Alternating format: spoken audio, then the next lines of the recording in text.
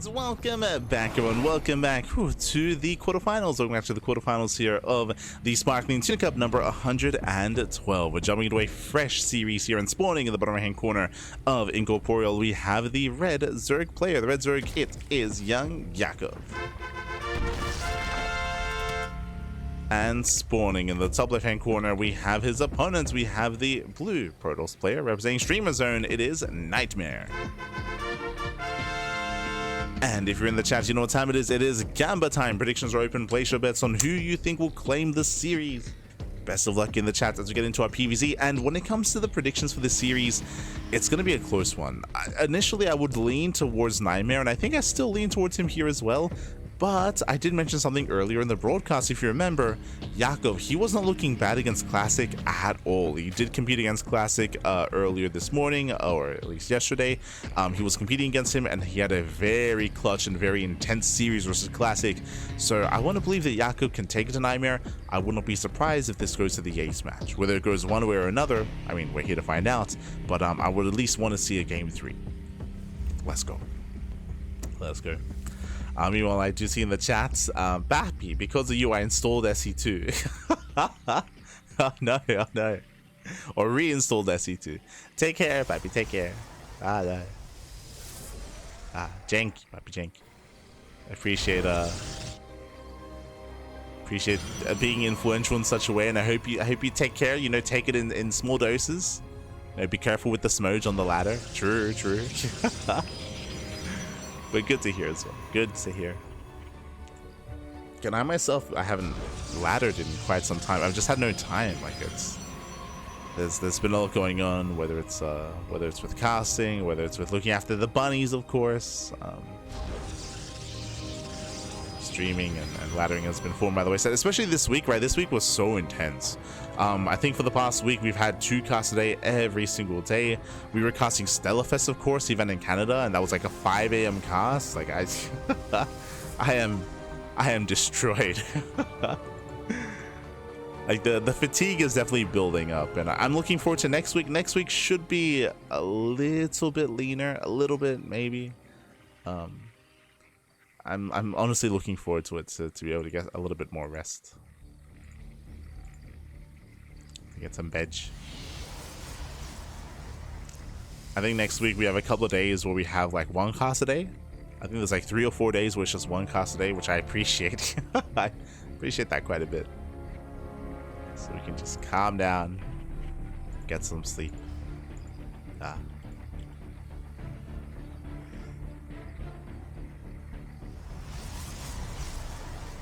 And of course, ladder stream. True. It's the real benefit of having a leaner casting schedule. Gets a ladder. Meanwhile, NightMare opening a Void Ray. Okay. Yeah, my attention. A Void Ray opener out of our Protoss. With this, we'll be able to hunt down Overlords and deny vision, deny scouting. And what exactly are we hiding? The pylon gets thrown down further back next to the gas geyser, and this is ideal to hide tech a little bit further back.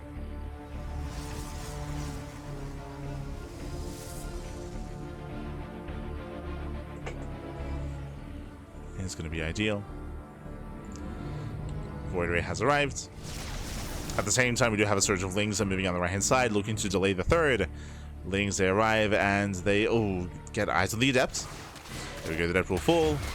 Lings, they move in, they shut down the probe, not bad. And the third base is delayed. So delayed third base. Lings, they maintain their position. Yakov behind this is droning. And shows, going for a Robo. Okay. Robo before expansion, Robo before Twilight Council. This looks like a High Templar build. This looks like we're building up Robo, Twilight Council, Temple Archives into an Archon drop. Assuming that's a Twilight Council following this. Otherwise, we could see something more intense and we could see something more committed with something Soul Train-esque. So safety roach run out of YoungYakov. Again, he doesn't confirm the tech, but he does know the third is late. True. He knows the third is late. He knows it's a Void Ray, so he's playing it safe. And Death does fall. Links are thrown away. Oh, who is it? Oh, someone was having some latency issues. Checking our latency. Our latency is okay. So So hopefully everything's okay from NightMare and YoungYakov. Oh, so remember, I assumed when we said it was going to be High Templar, we were like, okay, if it's going to be a Twilight Council follow-up, it's going to be Twilight Council into Temple Archives. We saw there was no Twilight Council. It's Robo into a Bay. This is very old school. If you remember, Showtime and Creator, it was like 2 years ago, in the altitude map pool, they would do this. They would go Robo into a Bay. But I believe, if I remember correctly, they would go Robo Bay, second Robo into double Colossus production early to maintain their third bases and to build up into a quadruple Colossus move out, similar to what we saw at a triple in the previous series. But here we're getting extra gateways already. This is unique.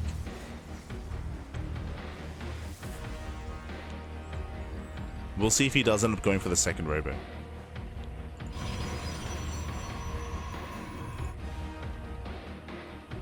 As here comes a Colossus. Again, remember, there's no Twilight Council, no charge, blink. None of that.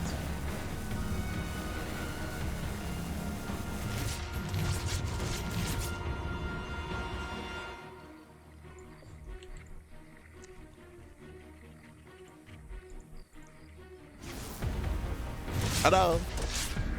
NightMare, he'll lose the Oracle. Stargate? Okay, so again, I was expecting like a Twilight Council or a second Robo. We're going Robo into Bay, into Colossus, into double Stargate. Where's the fleet beacon? Are we going, yeah, like Phoenix? Are we going Phoenix Colossus? What is going on? Third Stargate? What is happening, Pappy? Yay. Triple Stargate into a fleet beacon off of a Phoenix opener. Like, what is? We already have the Void Ray for tonight vision. Like, what's the purpose of the Phoenix? The Void Ray's on the way. Here comes the Overseer. He's yeah, Yakov. He's gonna go in. He's like, the hell's going on? There's a Bay. There's a Forge. There's a second, and a third Stargate. But there's Phoenixes on the way. And it's just a bit of everything. So what the hell's happening? Behind this, we're getting a Hive. Hive is on the way. Immortal production has begun. Now we get into a heavily delayed Twilight Council, but we're getting there. And I appreciate that the Roach is just pushing in. They won't quite get on top of the Colossus though. Colossus, they kite back in time. They kite away, Lings, they get into the mineral line. They're not in home position, but they do get a couple of probe kills. Get a couple of probes, they too take down some of the Zealots. Oh, was that a Colossus? Oh no, not quite. Not quite. And Yakov, he's taking up in towards Lurker Tech. Meanwhile, we do see NightMare making 3 Tempests at a time. Once again, in my mind, I was like, what was the point of the Phoenix? If you remember, he was making extra Phoenixes he canceled. So it looks like it was a fake out. It looks like he was trying to show Phoenix Colossus, cancel the Phoenixes, only got the first one just to try to force another reaction before going into mass Tempest production. And we do see YoungYakov responding with, so far, Hydra, Lurker, Viper. Now, this composition here is okay in the mid game, coming into the late game, but against high Tempest counts, we will be needing a Spire. He sits court. I guess, nice pickoff.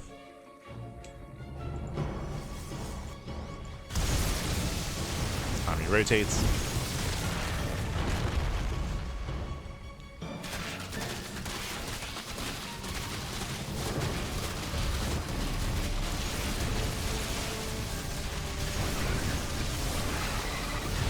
As Roach Hydra does try to step in, but the Colossus, they prove to be a little bit too good. Yeah, a little bit too strong. The Tempests are revealed. Now Yakov is aware of the Tempest. He's massing on more Hydras. More Hydras are amassing. Vipers are out. 3 Vipers are gathering energy. Now, we mentioned earlier that against Tempests without Corruptors, it's going to be difficult to deal with. There is a world where these Vipers, they can abduct, right? If they can get within range just barely, if they can avoid I almost said Fleet Beacon. If they can avoid the feedbacks, then they might be able to catch out the Tempest, and the Hydras might be able to get within range with those abductions. But it also comes down to the feedbacks.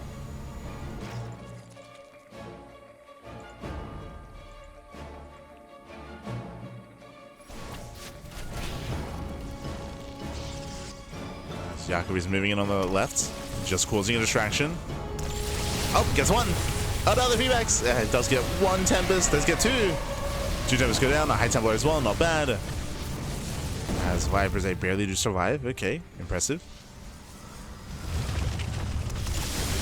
Getting one more abduction. Brings down the Colossus. Lurkers, they hold their own. At the same time, you see a push on the right hand side, breaking down that front door. And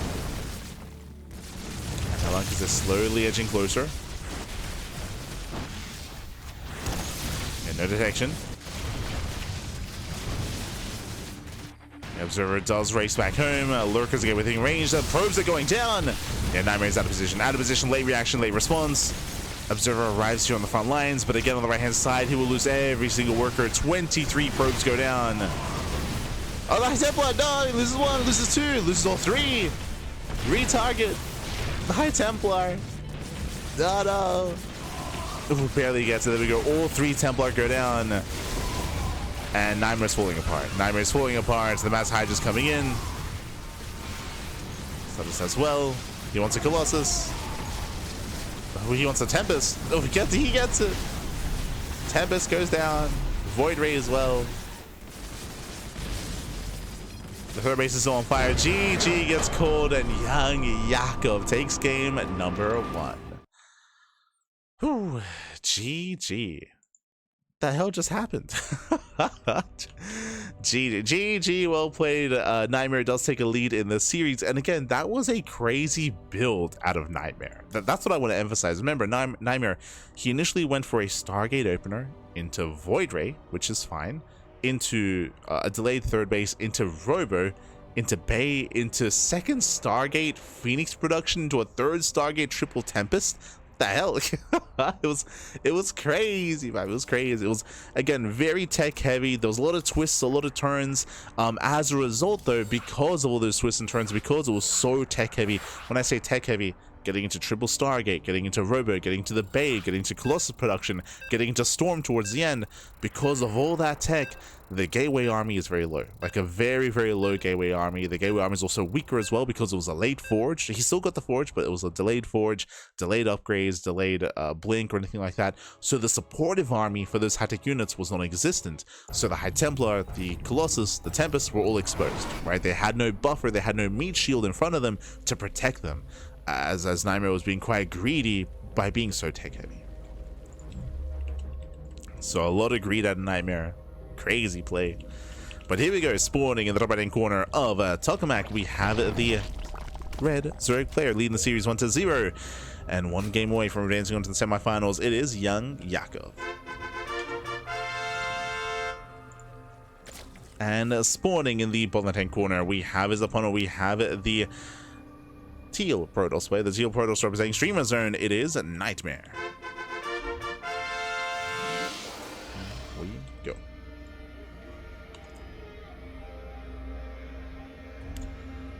See in the chat, Stellafest final day starts in about 4 hours, doesn't it? Oh, right, my mistake, my apologies. Right. I thought that Stellafest was only 2 days. It's 3. True. It's 3 days. 3 days. So yeah, my bad on that one. I was under the assumption that they were going to be wrapping it up this morning, but there is a third and final day for Stellafest.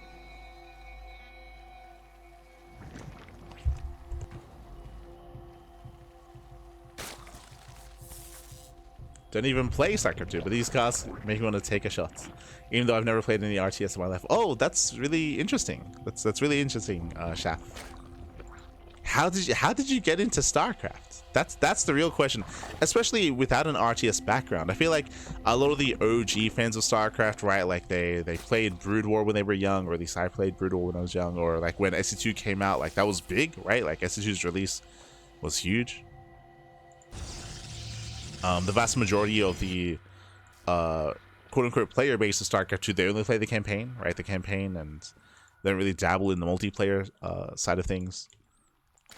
But getting into something like StarCraft without necessarily playing it is, I would say, maybe unique. I don't know. I don't know how common that is. That's very interesting. Very interesting.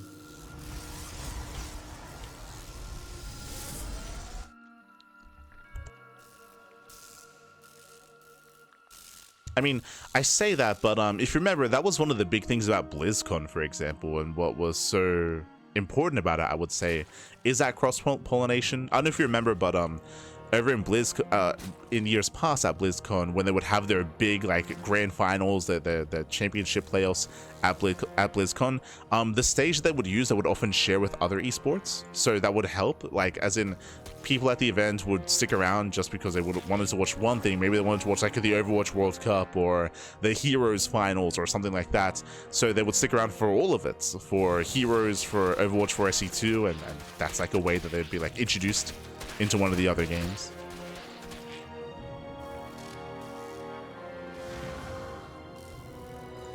Of course, that was many years ago.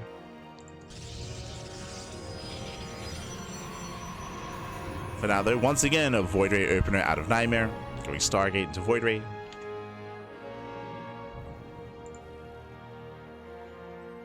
Got into S2 esports because I was curious about the esports history, and S2 was huge, so it got me intrigued. Oh, let's go, let's go. True.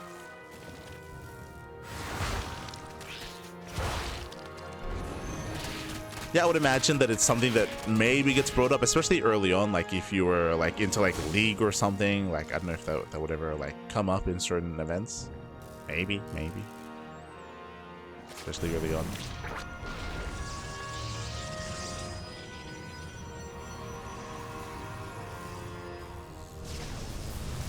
I learned about StarCraft 2 because of StarCraft 2.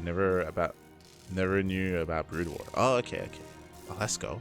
Yeah, that's like, especially newer fans. Like, I know there was a big wave of fans of StarCraft during COVID. For whatever reason, like a lot of people get into it then as well. Like there was like a big influx in the player base and viewer base when that happened. Like around that time. I guess because people had more time to get into something like esports.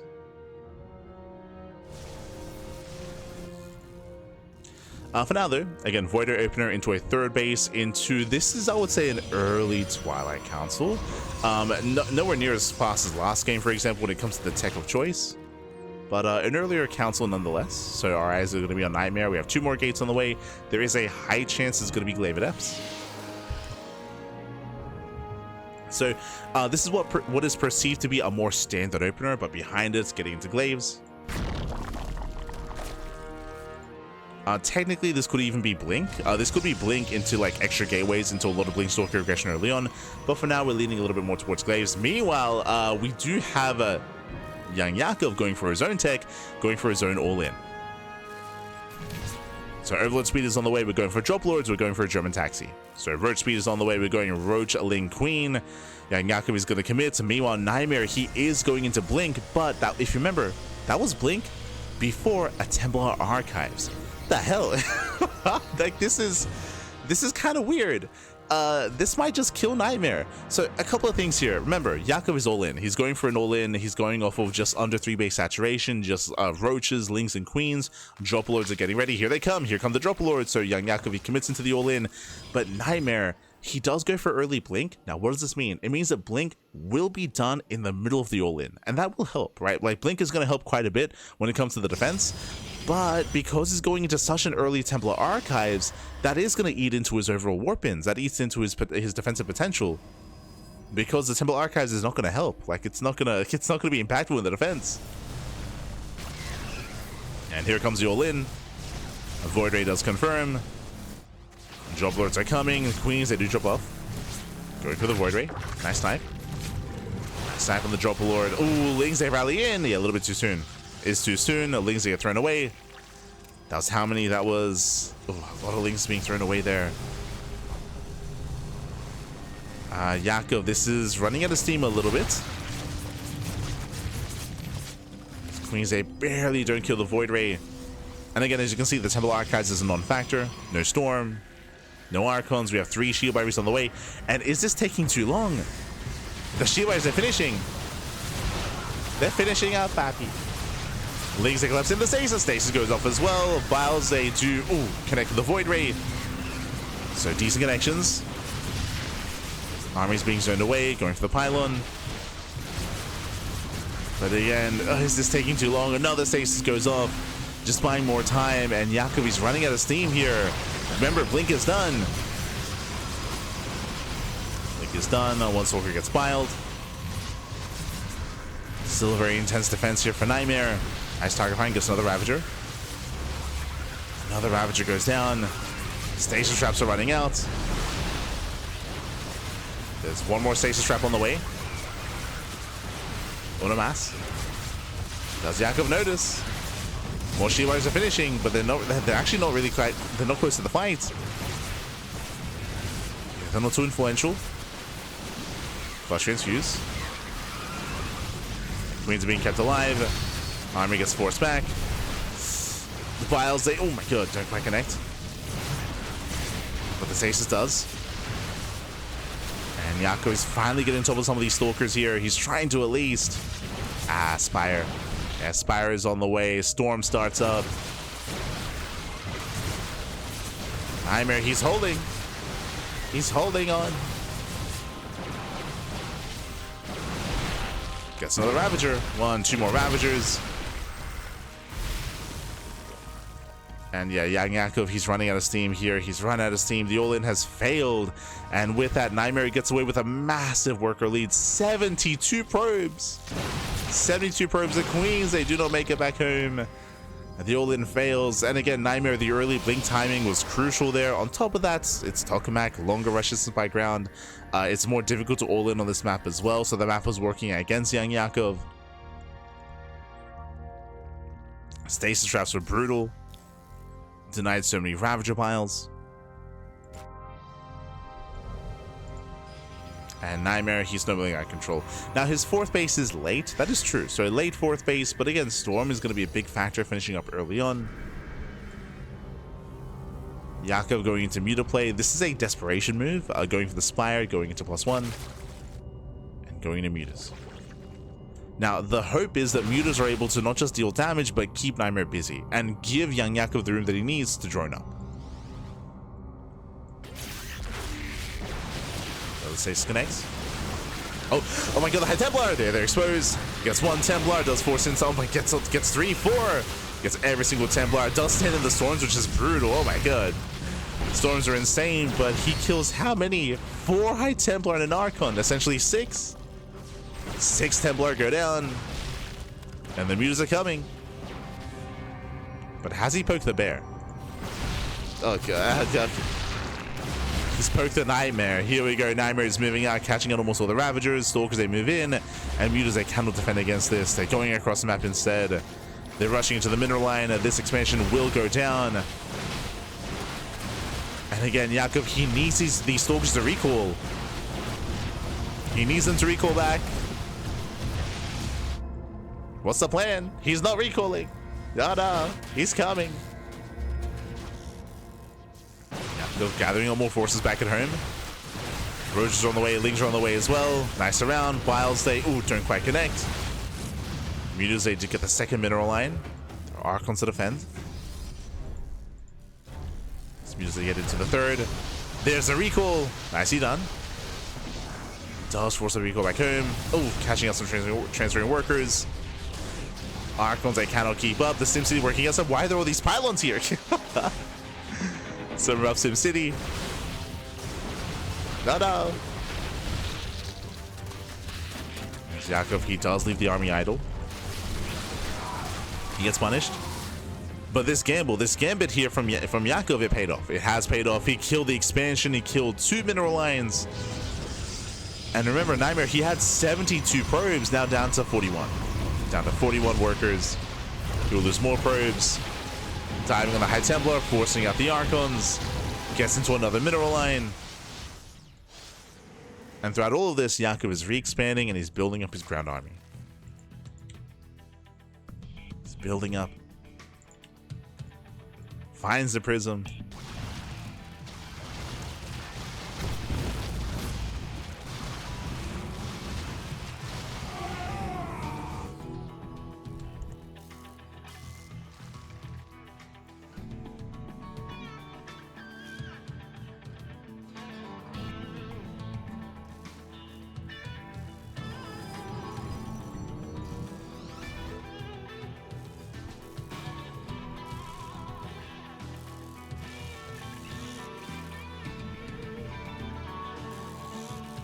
And with that, Yakov is maxed out. Let's go. He's maxed out. Now, bearing in mind, just because he's maxed out doesn't mean he has the perfect army. Not by any means. He has Mass Muta, which is meant to harass, and he has a Roach Ravager, which is also a very mid-tier composition. Over time, NightMare can perfect himself, but he's also kind of struggling here as well. How many High Templar are? 2, soon to be 5. So 5 High Templar, decent amount of storms. This main army here from NightMare is still very threatening. It's still on YoungYakov to harass and to try to pick away at these forces to trade. Yakov is moving in, cancel the 4th base. Diving into the natural. He gets in. He gets in. Gets 9 more probes. At the same time, Roaches, they push forward. They get one of the Archons. And this is what he needs to do here. Just pick off one Archon at a time. Oh. That's a lot of mutas falling. At this point, the mutas, like, their time here has come and gone. Nice movement, though. Catching out 2 of the Phoenixes. Yakov. Does catch out 2 more Phoenixes. He's building up his Ling Bane. And again, it's on YoungYakov to try to force the storms early. Like, try to force them out of NightMare. Before NightMare is able to move out. Or before the next big fight. Here he comes.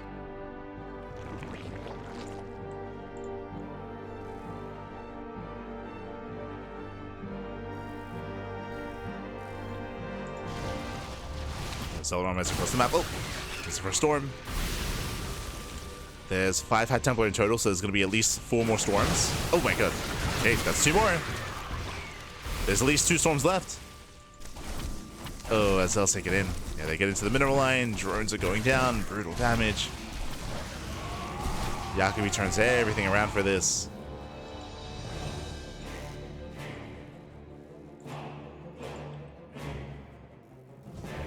Storms are gathering. Yakov is at least taking up into Hive.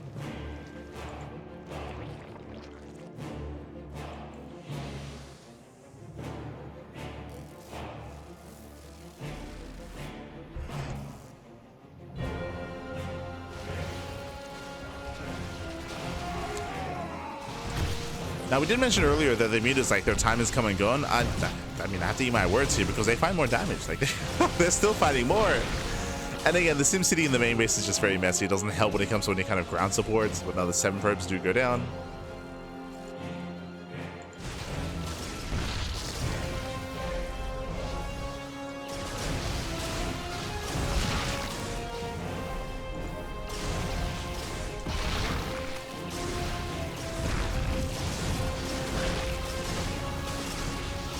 Yakov does snipe all the mutas.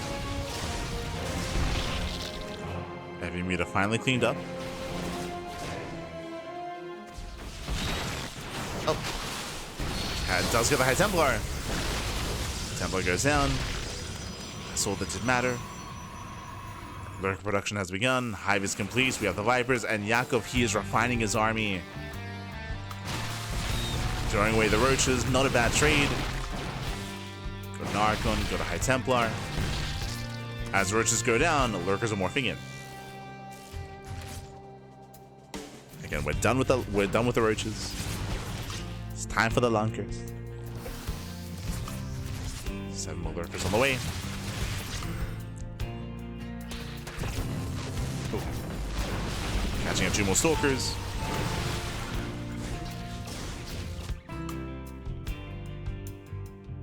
And NightMare, are we pushing? Is it time? For now, just posturing, getting another 5th base.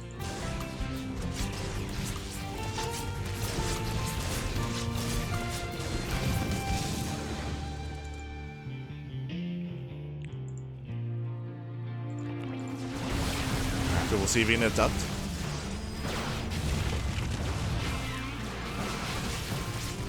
Super. Nice feedbacks, very nice feedbacks. Catching out one of the Vipers. Jeez, Lurkers, they punish the Stalkers quite hard. Forcing out 2 more storms.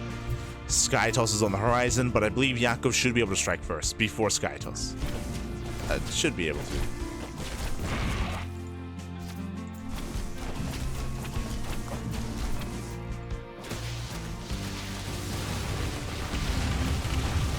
Ooh, meanwhile, force the bar. Tells them one storm. That's a lot of lurker shots going up. Yeah, the lunkers, they pop up here against the Gateway Army. It's a lot of Archons going down. The storms are brutal, though. Yeah, brutal storms. Zelta cleaned up. Recall? Oh my god. Recalls into the Bailings. Yeah, NightMare, he has nothing left. He has nothing left. He's down to 2 White Templar, down to 1 Templar, 2 Archons, and Yakov, he's done it. He's broken the expansion at the same time as Alarama runs into a wall of spines. And it's just buying time. Hydra arriving. Yakov, he races everything over. Just barely in time. And Yakov defends.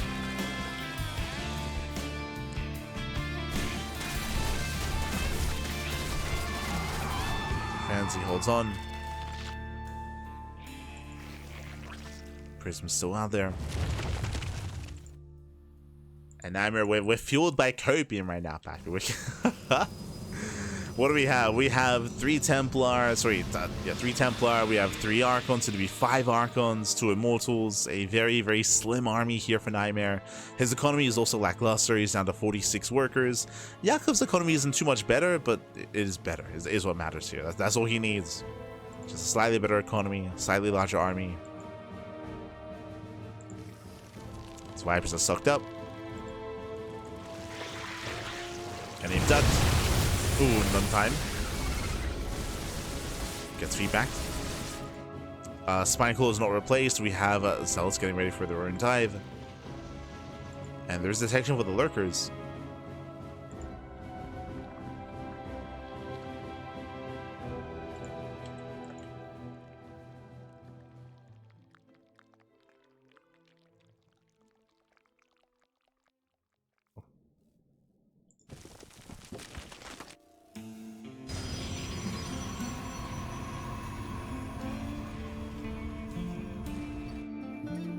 Yakov. Okay, he's still getting ready for his own push. Yakov is about to max. He's about to max out. This is not done. Oh, but the lurker's getting caught. Yeah, there's a section that's going to be 4 lurkers being thrown away. Flash catch by NightMare at the same time. Zelsa move in once again. Only catching out spine crawlers.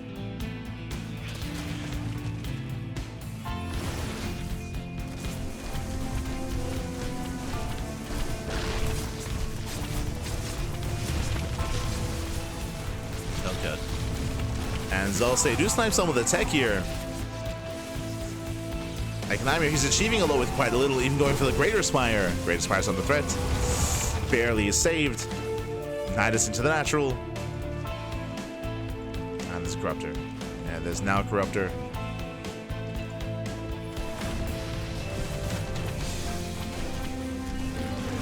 Nidus won't finish. Nice into the main. And GG gets called. No final fight, but NightMare again, he was just hanging on by a thread. And YoungYakov, he will take the series 2-0, advancing on to the semi-finals. GG. GG, well played. Congratulations here, YoungYakov. He will claim the series, a very intense game. And once again, a shout to NightMare because he had some crazy builds. Like game 1, he went, what was it, Void Ray Stargate Opener into Robo, into Bay, into second Stargate, into Fleet Beacon, into third Stargate, into Temple Archives, into, like, it was crazy. it was nonsense in game 1. Here in game 2 was still something similar, where he went for a Stargate Void Ray Opener into early Twilight Council, into Blink, but he also got a Templar Archives as well at a really weird time, which of course was hurting him because he was up against an all-in. Now remember, NightMare did defend. NightMare, who was in a better position, he defended against the all-in. He had 72 probes, he was up in workers, he was up in army, and we saw that YoungYakov went for the Hail Mary play. He went for the Mutas, and the Mutas did pay for themselves, unscouted, unprepared. The Mutas were the MVPs of that game. If it wasn't for the Mutas, he would have lost. Would have lost it all. It would just fallen apart there. So very impressive Muta play. Just wreak havoc to snipe so many workers, so many mineral lines, and to keep NightMare busy. Because remember, he forced the recall. He did force the recall with his Mutas, which was crucial. And